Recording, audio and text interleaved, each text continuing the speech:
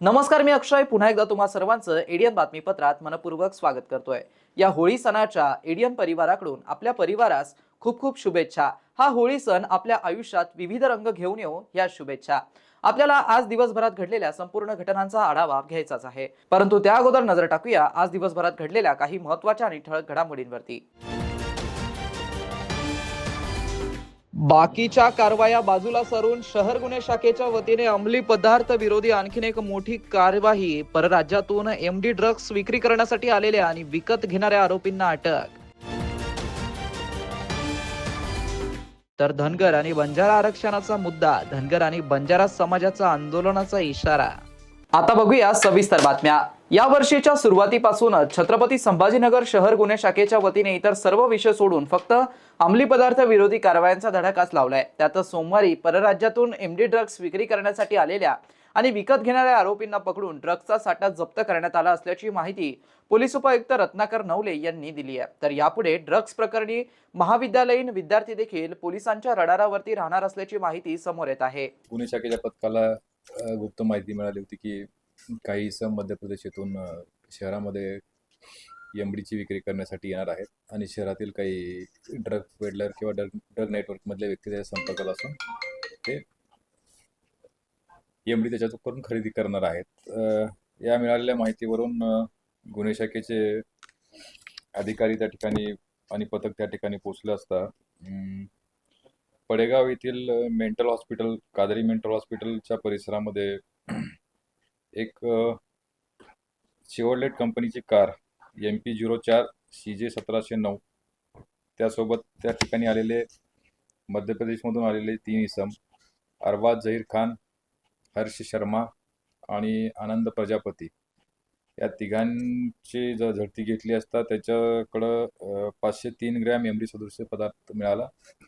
त्यानंतर फॉरेन्सिक टीमला त्या ठिकाणी बोलवण्यात आलं आणि त्याची टेस्ट देखील करण्यात आली। या सर्व गोष्टीचा एकंदरीत पंचनामा करण्यात आला।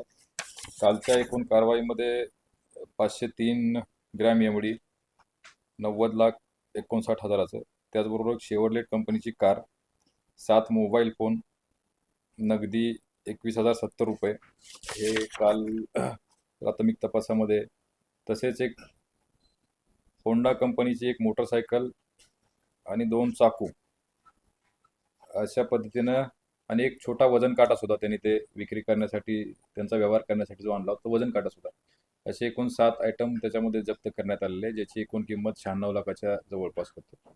या पूर्ण कारवाईमध्ये 7 आरोपी आतापर्यंत अटक करण्यात आलेले आहेत आणि याच्यामध्ये एकूण 11 इसम आणि त्यांचे इतर हस्तक यांच्या विरुद्ध काल CR नंबर 73/2026 कलम 8 क जो कमर्शियल क्वांटिटीला लागतो NDPSच्या 29 NDPS ॲक्ट याच्याप्रमाणे गुन्हा दाखल करण्यात आलेला आहे। पुढील तपास गुन्हे शाखेचे पोलीस उपनिरीक्षक करत आहेत। बंजारा समाजाला एसटी प्रवर्गातून आरक्षण मिळावं यासाठी राज्यभरात भली मोठी आंदोलने आणि मोर्चे निघाले।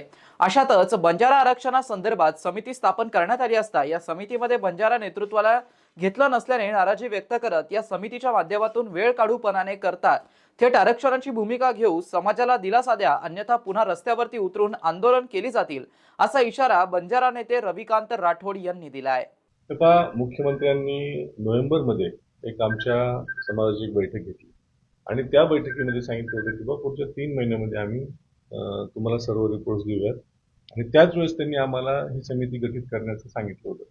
परंतु नोव्हेंबर नंतर 4 महिने उलटून गेले आणि 4 महिन्यानंतर त्यांनी कुठेतरी काल फेब्रुवारीमध्ये 27 फेब्रुवारीला त्यांनी GR काढला की आपण समिती गठीत करत आहोत आणि आणखी 3 महिन्याचा वेळ घेतलाय। नाराजी ही पहिली तर एकतर समिती गठीत उशिरा केली, तो ते पहिले 4 महिने आणि हे 3 महिने म्हणजे 7 महिन्याचा वेळ घेतला आणि महत्वाचा विषय असा आहे की त्या समितीवर एकही बंजारा प्रतिनिधी नाही। तर त्यामुळं आमची नाराजी हीच आहे की बाबा एखादा बंजारा प्रतिनिधी त्याच्यावर त्यांनी घ्यावा आणि दुसरी महत्वाची विषय असा की आत्ता आम्ही तुमच्या माध्यमातून सरकारला असा इशारा देतो की आता 3 महिन्यापेक्षा जास्त वेळ आता आम्ही खपवून घेणार नाही. कारण 3 महिने आता तुम्ही समिती गठीत केली त्याबद्दल तुमचं अभिनंदन सुद्धा. परंतु जर आता वेळ काढूपणा परत केला तर 3 महिन्यानंतर पुन्हा आम्ही उद्रेकाच्या भूमिकेमध्ये पूर्ण महाराष्ट्रभर आंदोलन करू आणि 3 महिन्यानंतर फक्त टाइमपास करण्यासाठी जर तुम्ही समिती नेमली असेल तर ते आत्ताच तुम्हाला आम्ही सांगतो की बाबा टाइमपास करून चालणार नाही. तुम्हाला 3 महिन्यानंतर ठोस पावलं उचलावी लागतील. तसा अहवाल केंद्र शासनाकडे तुम्हाला पाठवावाच लागेल आणि केंद्र शासनाला सुद्धा तुम्हाला सांगावं लागेल की बाबा या समाजाला एसटीचं आरक्षण द्यावं लागेल. आणि ही का गोष्ट 3 महिन्यानंतर झाली नाही तर संपूर्ण महाराष्ट्रामध्ये पुन्हा उद्रेकाच्या भूमिकेमध्ये आम्ही येऊ आणि रस्त्यावरची मोठी लढाई याच्यापेक्षा तीव्र लढाई आम्ही उभी करू. आणि मुख्यमंत्र्यांना मला विनंती करायची की तुमच्यासोबत हा अख्खा बंजारा समाज आहे आणि मागच्या अनेक वर्षापासून तुमच्यासोबत राहिलेला आहे. यांच्यामुळेच तुम्ही सत्तेमध्ये आहात आणि मग या गोष्टी जर तुम्ही 3 महिन्यानंतर नाही केल्या तर हा बंजारा समाज पुन्हा रस्त्यावरची लढाई मोठ्या लेवलला लढेल एवढं मात्र नक्की. धनगर समाजाला आरक्षण मिळावं यासाठी राज्य स्तरावरती आंदोलन करण्यात येणार आहे. या आंदोलनाची दिशा ठरवण्यासाठी 4 तारखेला बैठकीचं आयोजन करण्यात आलं असून सदर बैठकीत नवनियुक्त लोकप्रतिनिधींचा सत्कार करण्यात येणार आहे. सदर बैठकीस उपस्थित राहण्याचं आवाहन आयोजकांच्या वतीने करण्यात आलंय. जय मल्हार. धनगर समाज एसटी आरक्षण अंमलबजावणी हा जो मुक्ती संग्राम आहे, हा मुक्ती संग्रामची राज्यस्तरीय ही बैठक छत्रपती संभाजीनगर इथं होत आहे. दीपक भाऊ बोर्डे यांच्या नेतृत्वात ही बैठक होत आहे. माझा सर्व राज्यातील समाज बांधवांना एक सांगणं आहे आणि ही बैठक ठेवत असताना पुढील रणनीती आणि ही शेवटची बैठक ही छत्रपती संभाजीनगर मध्ये राहणार आहे आणि पुढची जी रणनीती आहे तीच रणनीती फक्त आता ही छत्रपती संभाजीनगर इथल्या बैठकीतच ठरवल्या जाईल. त्याच्यानंतर कोणतीही एक बैठक होणार नाही. होणार आहे ते फक्त सरकारला जागे करण्यासाठी हे आंदोलन होणार आहे एवढंच. तसंच मला एक सांगायचं आहे की समाजातील जे नवनिर्वाचित सदस्य आहेत, जिल्हा परिषद, नगरपालिका, महानगरपालिका, पंचायत समिती व सामाजिक कार्यकर्ते, उपोषणकर्ते यांचा त्यांनी जे संघर्ष केलाय त्यांचा इथं सत्कार, एक सन्मानपत्र, संघर्ष योद्धा सन्मानपत्र देऊन त्यांना गौरव करण्यात येणार आहे. त्यासाठी मी सर्व समाज बांधवांना अशी विनंती करतो की येणाऱ्या 4 तारखेला जास्तीत जास्त संख्येनं इंद्रप्रस्थ लॉन इथं यावं एवढंच मी बोलतो. जय मल्हार. सप्रेम जय मल्हार. सर्व धनगर समाज बांधवांना आपले छत्रपती संभाजीनगर मध्ये धनगर समाजाच्या एसटी आरक्षण अंमलबजावणी एक चिंतन बैठक आपण ठेवलेली आहे. सर्वांनी त्या बैठकीला उपस्थित राहावे. ती बैठक ही आपल्या धनगर आरक्षणाच्या अस्तित्वाची आहे. त्यासाठी आपण सर्वजण त्या बैठकीला उपस्थित राहाल अशी आशा व्यक्त करतो. जय हिंद, जय मल्हार. इस्लाम पार्टीचे संस्थापक शेख आसिफ हे शहरात एका इफ्तार पार्टीसाठी आले असता त्यांनी माध्यमांच्या सोबत संवाद साधलाय. एमआयएम पक्षावरती त्यांनी टीका देखील केली आहे. ये शहर में अलग अलग राजकीय पक्ष काम कर रहे हैं. सत्ता भी मिली, आमदार भी बने एमआईएम का खासदार भी यहाँ की जनता ने चुनकर दी. आज शिवसेना के भी मंत्री है, आज बीजेपी के भी मंत्री है. अलग अलग समय में अलग अलग पक्षों ने यहाँ पर राजपाट किया इस शहर के अंदर. ये ऐतिहासिक शहर है, देश भर में प्रसिद्ध शहर है. लेकिन यहाँ की समस्या, जो समस्या यहाँ पर है, सबसे बड़ा प्रश्न जो है वो है पानी का, जो पीने का पानी का प्रश्न है. कई 100 कोटी की स्कीम योजना मंजूर हो गई. सेंट्रल ने पैसा दे दिया, राज्य ने पैसा दे दिया, महानगर पालिका अपना हिस्सा दे रही है. लेकिन आज भी ये शहर के अंदर पानी का प्रश्न अभी भी वैसा ही है. पानी जनता को नहीं मिल पाता.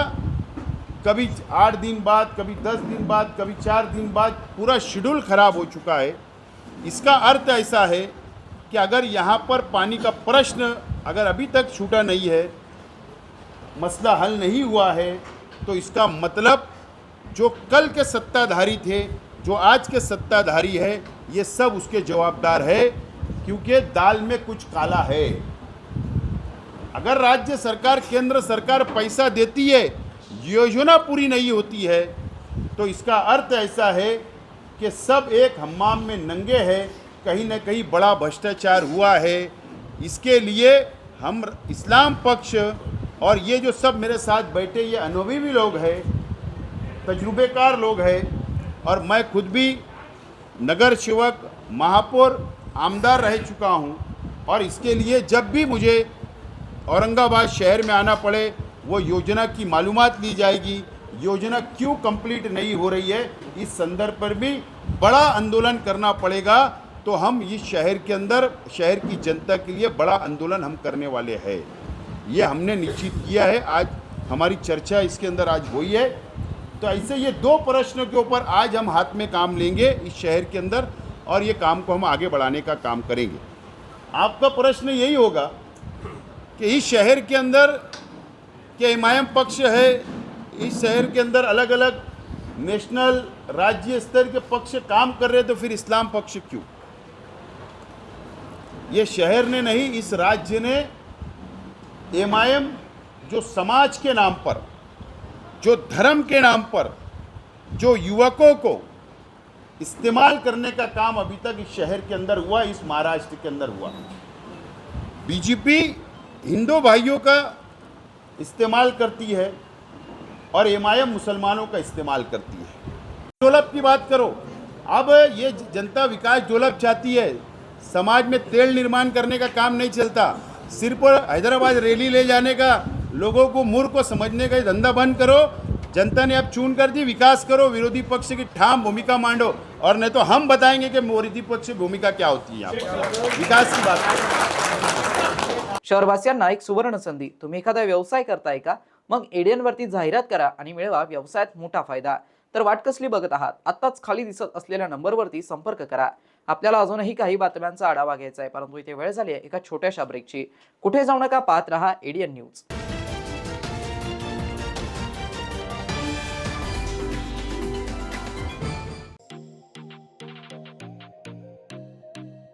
शहराच्या मध्यवर्ती भागामध्ये व्यवसाय सुरू करण्याची एक सुवर्ण संधी। TV centre Sanjay Gandhi market जवळ 300 आणि 350 स्क्वेअर फूट दुकान भाड्याने देणे आहे। तळमजला आणि पहिला मजला। संपर्क 8087771808।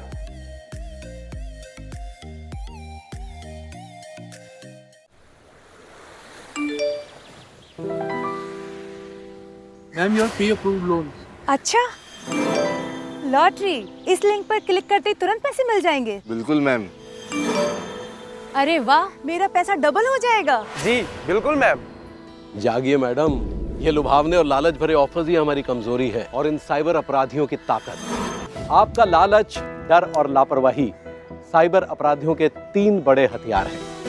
सावधान रहें, ऐसे किसी भी अपराध की जानकारी तुरंत 1930 पर दें या इस वेबसाइट पर जाएं।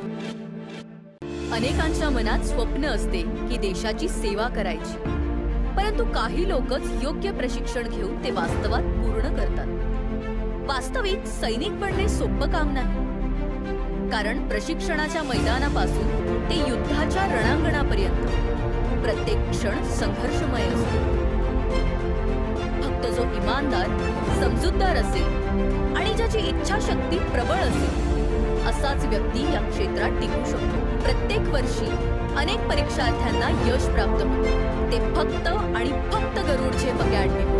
पंख आम्ही देतो, उंच भरारी तुम्ही घ्या।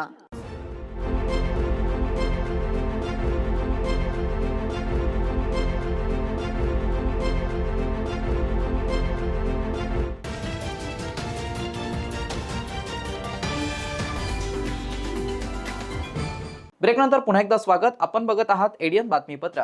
खुलताबाद तालुक्याचे तहसीलदार व त्यांच्या वाहन चालकाचा मागील 2 महिन्यातील कॉल डिटेल रेकॉर्ड तपासून सखोल चौकशी करावी अशी मागणी एकलव्य संघटनेचे युवा जिल्हा कार्याध्यक्ष हितेश रमेश ठाकरे यांनी महसूल मंत्री चंद्रशेखर बावनकुळे यांच्याकडे लेखी तक्रारीद्वारे केली आहे। याबाबत त्यांनी एडियन सोबत बोलताना अधिक माहिती दिली आहे। खरं पाहिलं तर ही तक्रार 2 अर्थाची आहे। एक की आपण जी मागच्या महिन्याभरात वाळू माफियाच्या विरोधात जी ॲक्शन घेतलेली आहे, साधारणतः आपण 5 कारवाया केलेल्या आहेत आणि जवळपास त्याच्यामध्ये दंड वसुली सगळ्यांनाच आपण आकारण्यात आलेली आहे. एसडीएम साहेबांना आपण रिपोर्ट केला होता आणि त्याच्यामध्ये जवळपास 3 लाखाचा दंड पण आपण वसूल केलेला आहे, 2,74,000 रुपये आणि अजून जवळपास 10 लाख दंडाची कारवाई पण चालू आहे. तर अशा दंडाच्या कारवाई करत असताना त्याला निष्प्रभ करण्याचं हे एक थोडं प्रयोजन असं मी समजतो आणि त्याच्यामध्ये मी कुठल्याही चौकशीसाठी तयार आहे. काही कुठलं तथ्य नाहीच तथ्य असेल तर हा विषय होता. त्यामुळं मी त्यांच्या त्या CDR प्रकरणावर कॉमेंट करण्यात काही अर्थ नाही. लोकशाही आहे, सगळेजण तक्रार करू शकतात, मी तयारी आहे चौकशीसाठी. तुमचे ड्रायव्हरचा पण त्यांनी उल्लेख करेल आहे, त्यांचं पण मोबाईलचे CDR तपासावा म्हणून. हां, त्यांच्या तक्रारीमध्ये आमचे वाहन चालकांचा आणि माझा काय कॉन्टॅक्ट झाला आहे असं काहीतरी त्यांचं वाक्य दिसतं. ती साधारणतः त्यांचा प्रोपोगंडाच असा असतो की ड्रायव्हर कुठेतरी कॉमेंट करत असतो आणि त्यांना आणि साहेबांचं काहीतरी संभाषण होत असतं असं त्यांना असं वाटत असतं. पण माझं तसंही काही संभाषण झालं नाही. ड्रायव्हर किंवा वाहन चालक आणि माझ्यामध्ये फक्त तुम्ही उद्या वाहन कधी घेऊन येणार आहेत ह्याच्या व्यतिरिक्त जर कुठलाही संवाद झाला असेल तर तो त्यांनी शोधून दाखवावा. नाहीच झालेला आहे. माझ्याकडे सगळे मोबाईलचे पुरावे पण माझ्याकडे पण रेकॉर्डिंग अवेलेबल आहे आणि मला त्याची काही चिंता नाही. त्याच्यात जर काही तथ्य असतं तर मी चिंता केली असती किंवा ते नाहीच तसं काही, पण माझी बाजू मी मांडतो आणि इथून पुढे अशा काही तक्रारीला मी भीक घालणार नाही. माझी जी कारवाई असणार आहे माफिया विरोधात तर ती चालू राहील. सर, आपलं वाटतं का हा सगळे तुम्ही जे रुजू झाले तेव्हापासून तुम्ही अवैध उत्खननांच्या विरोधात कारवाई सुरू केलेली आहे, त्याच्या विरोधात काही परिक्षेत्र आहे हे रचलेले वाळू माफियानं म्हणा? हो, तसं असू शकतं, आपण कॉमेंट करू शकत नाही. मला एवढंच कळतं की माझ्या पदाची काही कर्तव्य आहे, त्याच्यामध्ये माझ्या परिसरामध्ये काही अवैध उत्खनन असो किंवा चालना मिळू नये आणि जे काही असेल ते रीतसर परवानगी घेऊन चलनाद्वारे शासन जमा होऊनच रॉयल्टी त्याची मिळाल्यानंतरच उत्खनन व्हावं एवढं माझं कर्तव्य मी समजतो. बाकीचं तक्रारी होत राहतील, त्याला आपण जे आहे ते उत्तर आम्ही देऊ. पुढे कारवाई चालू राहणार आहे उत्खनन? हां, कारवाई म्हणून नाही, पण माझं कर्तव्य म्हणून ज्या काही गोष्टी करता येईल त्या मी करेन. माझ्या तालुक्यांतर्गत ज्या काही अवैध गोष्टी असतील ते मी चालू देणार नाही, ते माझं कर्तव्य आहे. त्यामुळे मी सुमोटो माझं कर्तव्याचं पालन करेन. छत्रपती संभाजीनगर शहर महानगरपालिका सार्वत्रिक निवडणुकीमध्ये एक हाती सत्ता काबीज करणाऱ्या भाजपमध्ये महापौर उपमहापौरांच्या निवडीनंतर आता स्थायी समितीसाठी रस्सीखेच सुरू आहे. 115 पैकी तब्बल 56 नगरसेवक असल्याने स्थायी समितीत 8 सदस्य भाजपचेच राहणार आहेत, तर उर्वरित शिवसेना MIM पक्षाच्या सदस्यांची वर्णी लागणार आहे. पहिल्या वर्षी प्रवेश करणाऱ्या 16 सदस्यांपैकी 8 जणांना 2 वर्षांचा कार्यकाळ मिळतो. त्यामुळे अनेकांनी आपल्या नेत्यांमार्फत प्रयत्न सुरू केले असून येत्या सोमवारी भाजपची बैठक होणार आहे. त्यात सदस्यांसह सभापतींच्या नावावरती शिक्कामोर्तब होणार आहे. तर इतर पक्षात सुद्धा नगरसेवकांची आपली वर्णी लावण्यासाठी जोरदार प्रयत्न सुरू असल्याची चर्चा आहे. महापालिकेच्या निवडणुकीत यंदा शिवसेनेला मोठा धक्का सहन करावा लागलाय. महापालिकेच्या स्थापनेपासून सर्वाधिक नगरसेवक असलेल्या सेनेला यंदा तब्बल 3ऱ्या स्थानावरती जावं लागलं, तर सेनेऐवजी भाजपने यंदा बाजी मारत सर्वाधिक नगरसेवक निवडून आणण्यात यश मिळवलं. त्यामुळे महापालिकेत भाजपने एकहाती सत्ता मिळवली आहे. मात्र युती धर्म पाळत भाजपने शिवसेनेला सत्तेत सहभागी करून घेत उपमहापौर पद मिळवलंय. आता महापौर उपमहापौर पदाची निवड प्रक्रिया संपल्याने सर्वांचं लक्ष आर्थिक उलाढाल व मनपाची तिजोरीत चावी हाती असलेल्या स्थायी समिती सभापती पदाकडे लागलाय. हे महापालिकेतील दुसरं सर्वात महत्वाचं पद आहे. त्यामुळे महापौर पदी वर्णी न लागलेल्या अनेकांनी आता कंबर कसली आहे. दरम्यान भाजपच्या व इतर पक्षांच्या नगरसेवकांनी स्थायी समितीमध्ये जाण्यासाठी आपापल्या नेत्यांमार्फत फिल्डिंग लावली आहे. परंतु स्थायीचे 8 सदस्य दरवर्षी निवृत्त होतात. त्यामुळे प्रत्येकांना संधी देण्यात येईल असंही पक्षाकडून इच्छुकांना सांगितलं जात आहे. पहिल्या वर्षी स्थायी समितीमध्ये 4 नवे आणि 4 जुन्या सदस्यांना संधी देणार असल्याची चर्चा आहे. परंतु पहिल्या वर्षी संधी मिळावी यासाठी अनेकांनी कंबर कसली आहे. त्यासोबतच सभापती पदाकडेही अनेकांचं लक्ष लागलंय. परंतु सभापती पद मिळाल्यानंतर महापौर पदावरती दावा करता येणार नसल्याचं संकेतही नेत्यांनी इच्छुकांना दिल्याची चर्चा आहे. भवतु सब मंगलम मेड्रेशन ग्रुपच्या वतीने भाजपचे नवनिर्वाचित नगरसेवक जीवकराम हिवराळे, नगरसेवक मुकेश जैन आणि MIMचे नगरसेवक अशोक हिवराळे यांचा जाहीर सत्कार करण्यात आला. स्वामी विवेकानंद उद्यान येथे आयोजित सत्काराला उत्तर देताना तीनही नगरसेवकांनी मेडिटेशनसाठी उद्यानात विशेष व्यवस्था करून देणार असल्याची ग्वाही दिली आहे. गार्डनमध्ये फक्त इन्फ्रास्ट्रक्चर करणं, तिथं महानगरपालिकेने मोठा हॉल दिलेला आहे नेमकं गार्डनमध्ये, आणि त्यामुळे तो तिथं ध्यान चालतं. या ठिकाणी फक्त हा एकमेव शेड आहे आणि या शेडवर सगळेच आळीपाळीने तर ध्यान काय आजच्या जीवनामध्ये आवश्यक आहे. नफरत की दुनिया में मोहब्बत की दुकान म्हणजे ध्यान आहे आम्ही असं म्हणतो. आणि सगळ्यांना आम्ही तेवढंच आहे, आणि सर्व जाती धर्माचे लोक ध्यानामध्ये येतात आणि दररोज अर्धा तास ध्यान आणि नंतर 15 मिनिटाचं ध्यानावर चर्चा, असं एक 45 मिनिटाचा दररोज या ठिकाणी कोर्स चालतो. आपण तिघही नगरसेवक झाले तर आम्हाला एक विनंती आहे की आपल्या संभाजीनगर, छत्रपती संभाजीनगरमध्ये आपण एक चांगला प्रयोग आपण या ठिकाणी करत आहोत की लोक एकत्र यायला पाहिजे, मनाने एकत्र यायला पाहिजे. इलेक्शन चालतात, पार्ट्या चालतात, हे सगळं चालतं, परंतु मनाने एकत्र येण्यासाठी सगळ्यात आपल्या जे भारताची जी संस्कृती ही ध्यानाची संस्कृती आहे. भगवान महावीरांनी, भगवान बुद्धांनी या देशामध्ये हा एक जगाला शांतीचा संदेश देणारा, अहिंसेचा संदेश देणारा हा विचार या देशात पेरला. तो विचार आपल्याला पुढे जर घेऊन जायचा असेल तर आपल्याला ध्यानासाठी व्यवस्था करणं अत्यंत आवश्यकता आहे. आणि आता हा आपण करतोय तर एक विनंती अशी आहे की एक शेड, असंच एक शेड त्या BSNLच्या त्या ठिकाणी, शांतीच्या ठिकाणी लोक सकाळी आरोग्याबरोबर मनाच्या पण आरोग्याचा अभ्यास करतील. तर जैन साहेब, युवराज साहेब दोघांना विनंती आहे का इथं एक शेडची व्यवस्था व्हावी अशी आमच्या सर्वांतर्फे आपल्याला एक विनंती करा. ओटा आणि शेडची व्यवस्था आणि आपलं मनोगत जैन साहेब आपण आपलं म्हणण्यावर. आपल्या सर्व ज्येष्ठांची टीम या ठिकाणी ज्येष्ठ व नवयुवक यामध्ये आहे आणि योग साधना व तुमचे व्यायाम, तुमचं आरोग्य साधनेसाठी तुम्ही इथं सगळेजण रोज नित्यनियमाने येत राहता. तुमच्या या ठिकाणच्या आता आम्ही तुमच्या आशीर्वादाने आम्ही सभागृहात पोहोचलोय, तुमचा आवाज पुढे सभागृहात मांडण्यासाठी. आता असाच आवाज, तुमची जशी मागणी सरांनी सांगितली की या ठिकाणी योग साधना व ध्यान साधना हे करण्यासाठी इथं तुम्हाला एक सभागृह किंवा जे काही होईल मोठी जागा या ठिकाणी. आता आम्ही विरोधी पक्ष नेता आमच्यासोबतच आहे पक्ष आणि विरोधी पक्ष नेत्याला मध्येच घेतलंय की दोघंही त्या समविचाराने विरोधाला विरोध न करता चांगलं कामासाठी, विकासासाठी ते पण आमच्या सदैव सोबत राहतील अशी मी या ठिकाणी त्यांच्याकडून आशा बाळगतो. आणि तुमचे जे सभागृह आहे प्रस्ताव आम्ही टाकतो आणि त्याला त्यांनी सहमती दिली तर अनुमोदक सूचक होऊन सहमती दिली तर येणाऱ्या काळात योग साधना व ध्यान साधनेसाठी तुम्हाला आम्ही उपयोगी पडू. आणि त्याच्याही व्यतिरिक्त येणाऱ्या काळामध्ये तुमच्या ज्या काही नागरी समस्या असतील त्या पण आम्ही सोडवायचा ग्वाही देतो. प्लस नागरी समस्याबरोबर तुमच्याजवळ एक जबाबदारी पण येते. जसं तुमचं एक अधिकार येते संविधानामध्ये, आपल्याला एक अधिकार व जबाबदारी. सगळेजण अधिकाराचा जो वापर करतात तसं न करता जबाबदारीचं सुद्धा तुम्ही थोडंसं जबाबदारी घ्यावी. तुमच्या जी शक्य होईल खारीचा वाटा जसं म्हणलं जातो, राम सेतू बनवताना खारींनी सुद्धा वाटा घेतला आणि सेतू बनवण्यामध्ये सहभाग घेतला.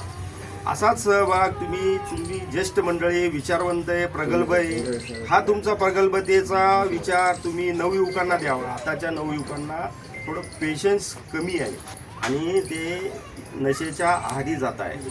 त्याच्यामध्ये तुमच्यासारख्यांनी काउन्सिलिंग करावी. त्या काउन्सिलिंगनी त्यांना त्या याच्यापासून, नशेखोरीपासून बाहेर आणावं, असे लोकांना प्रबोधन करावं अशी मी तुमच्याकडून पण एक अपेक्षा बाळगतो. म्हणजे ही जबाबदारी झाली तुमची. कायदा तर आहे, अधिकार काय आहे सांगतो की बाबा यांना कायद्यात, प्रत्येक गोष्ट कायद्यात नाही का घेऊ. कायद्यात घेतली तर त्यांना गुन्हे दाखल होतील, त्यांचं येणारं जीवन पुढं खराब होईल. म्हणजे सकाळचा भोला भटका संध्याकाळी वापस आला पाहिजे, आपलाच घटक आहे तो. त्यामुळं तुमच्याकडून मला ही अपेक्षा राहणार आहे की तुम्ही थोडंसं त्यांना मनपरिवर्तन करा. म्हणजे येणाऱ्या नवी पिढी आपल्याला देश घडवण्यासाठी चांगले समर्पण होईल त्यांच्याकडून अशी अपेक्षा बाळगतो. आणि तुम्ही मला या ठिकाणी 2 शब्द व्यक्त करण्याची संधी दिली व तुमच्या सर्व ग्रुपचे मी आभार व्यक्त करतो. धन्यवाद. स्मार्ट सिटी मार्फत शहराच्या विविध भागातील 106 रस्त्यांचं काम पूर्ण करण्यात आलंय. मात्र काही रस्त्यांवरील सरफेस खराब झाला असून अनेक ठिकाणी पॅचेस भरावे लागणार आहेत. या पॅचेसची संख्या तब्बल 500हून अधिक आहे. ते भरण्यासाठी कंत्राटदाराच्या बिलातून 25 कोटी रुपये रोखण्यात आल्याची माहिती सूत्रांनी दिली आहे. शहरातील सुमारे 111 रस्त्यांच्या काँक्रिटीकरणासाठी स्मार्ट सिटीने पुढाकार घेतलाय. त्यासाठी 317 कोटी रुपयांचा आराखडा तयार करून त्यामधील 110 रस्ते करण्यासाठी निविदा प्रक्रिया काढण्यात आली होती. यात एजी कन्स्ट्रक्शन कंपनीची निविदा अंतिम करून त्यांना काम देण्यात आलं होतं. पहिल्या टप्प्यात 22 रस्ते पूर्ण करण्यात आले, तर दुसऱ्या टप्प्यात 44 रस्त्यांची कामे हाती घेऊन ती पूर्ण करण्यात आली आहे. त्यानंतर 40 रस्त्यांची कामे व रस्त्यावरील 9 पूल बांधण्याचे कामे हाती घेण्यात आली आहे. परंतु स्मार्ट सिटीच्या ASDCL कंपनीने 3 पुलांची कामे उर्वरित कामे वळवली आहे. ही कामे सार्वजनिक बांधकाम विभागाकडून करण्यात आली. कंत्राटदाराने रस्त्याची कामे पूर्ण केली असली तरी रस्त्याचा सरफेस खराब झाल्याचं निदर्शनास आले. रस्त्याची गुणवत्ता आणि कामाचा दर्जा राखण्यासाठी मुंबई येथील IIT संस्थेला त्रयस्थ संस्था म्हणून नेमण्यात आला. या संस्थेच्या अहवालानुसार काही रस्त्यांची दुरुस्ती देखील करण्यात येत आहे. दरम्यान सर्व स्मार्ट रस्त्यांचे पॅचेस भरण्याचं काम अद्यापही शिल्लक आहे. या कामासाठी कंत्राटदाराचे बिलातील 25 कोटी रुपये रोखून ठेवल्याची माहिती पुढे येत आहे. शेवटी पुन्हा एकदा नजर टाकूया आज दिवसभरात घडलेल्या काही महत्त्वाच्या आणि ठळक घडामोडींवरती.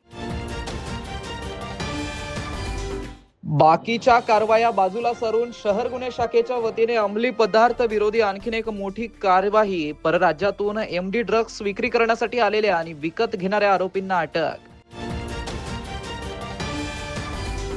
तर धनगर आणि बंजारा आरक्षणाचा मुद्दा, धनगर आणि बंजारा समाजाचा आंदोलनाचा इशारा.